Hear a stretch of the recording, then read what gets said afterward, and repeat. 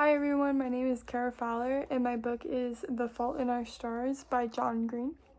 It starts off with a girl named Hazel and she is 16 years old.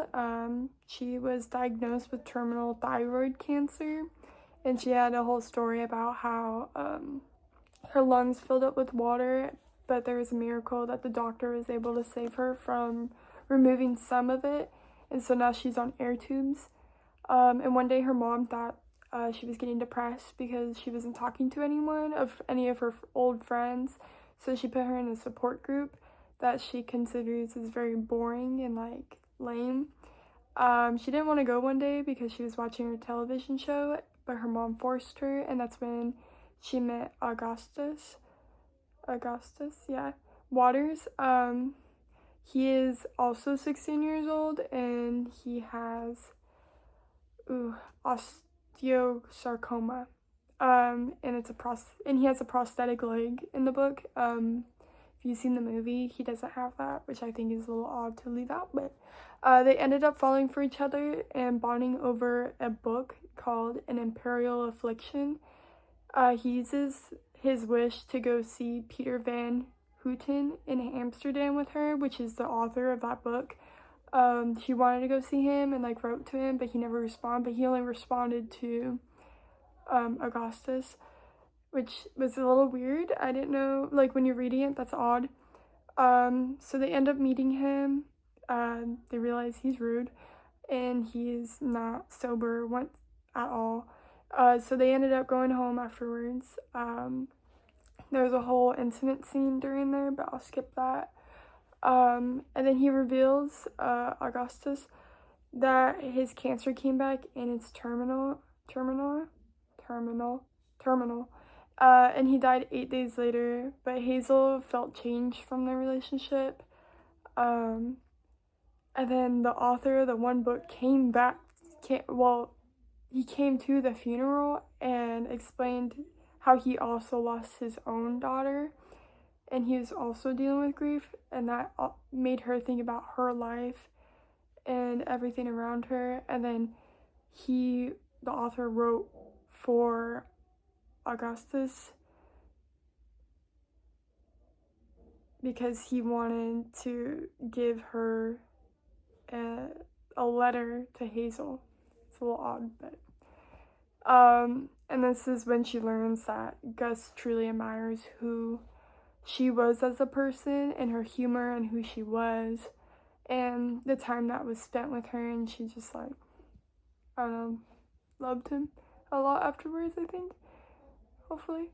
So the visual, there is no visuals in this book, it's only front cover. So the front cover is a very striking blue. You definitely would not see this color in a book, but I thought that was pretty cool. There's two clouds. There's a black cloud overlapping a yellow cloud with a yellow sun. I did some digging and it was actually, the visuals were representing Gus' fascination with the intertwining shadows of the branches in Amsterdam. That's what the author said, John Green. But there's a lot of metaphors that people have came up with that describes the whole book cover. And the genre is definitely a romance novel and a young adult literature. Essentially, it's about two different relationships. Well, not two different. Same relationship of people who go through death, love, and intimate stuff, that intimate sexual relationships, that I don't think a younger crowd would be even able to even access this book, hopefully not. And it also deals with identity and like harder emotional depth that a lot of kids, it would just fly over their head because they haven't developed those skills yet. I would give it the age range around like 15 to 18 and older, of course. The quote that I liked when I was reading it was on page 214. It was, "The world is not a wish-granting factory.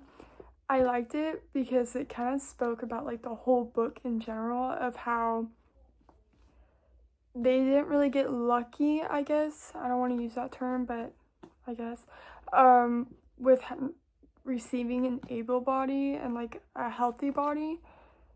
So that's kind of like their story on like where they began, and that's how they meet. And there's also no wish that can change the reality they're in, and they make a joke about this like a lot throughout the book about like make a wish and stuff. The strengths inside of this book is the characters do have their illnesses, but they do not let them define them. They have their own personalities and humor and like different likings and stuff, and you can really start to see that, and then you start to replace their sickness with their humor and personality.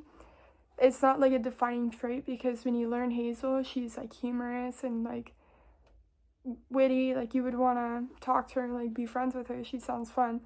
The vocab is really good for young adults. I actually had to Google some because I didn't know what it was saying, so I did Google it.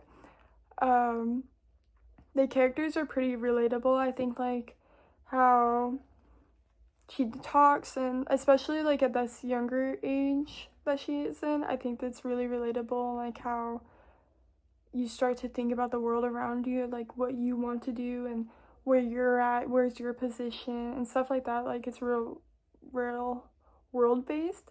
Then the weaknesses is, I think, the sexual content inside the book. I don't think it was that necessary in my eyes. I know it's a young adult thing, but I wouldn't have added. I don't think it really added to the book that much. It just was just content, I guess. Referring back to page 119, if you own the book, that's what I'm referring to. And then also her best friend, how she would do something to Augustus. It was weird. I don't. And then also not understanding the vocab in this book could be really hard for some, because it would remove the flow of reading it, and it would like cause them to stop and Google, check what that word means, and then come back and read it, which isn't a problem to me, but some people do lose interest in the book when that happens. And then I think some of the interactions are very cringe, but this book was made for young adults, so I will give them that. Like, I would have loved it if I read it during my time, but I did not. So in the classroom, I would put this for 11th to 12th grade just because of the content involved. I do know that this content would probably fall under the 12th grade just because it's more of, there's sexual stuff in it. Depending on what class you take, that's probably why. So around 16 to 18 is my age range. I would probably have the students do independent reading and sometimes in-class reading together, building up to what I'm going to do. Then we would discuss that topic of like what the book, like different themes that are involved in this book, and then those are like the fear of death kind of. And with the theme that we have revealed throughout whatever chapter we're in, we'll create bullet points on what parts in the book fall into that theme, and like pointers and clues to it. And sometimes themes can be like repeated throughout the book. It's just looking towards the chapters that I would assign. I would look through that. And then for the other assignment I had in mind was that we would read a similar book to The Fault in Our Stars and compare and contrast how they deal with like a mutual theme, and then they'll write an essay, very fun, on that topic and comparing to, and then we would do like a Venn diagram together and stuff like that.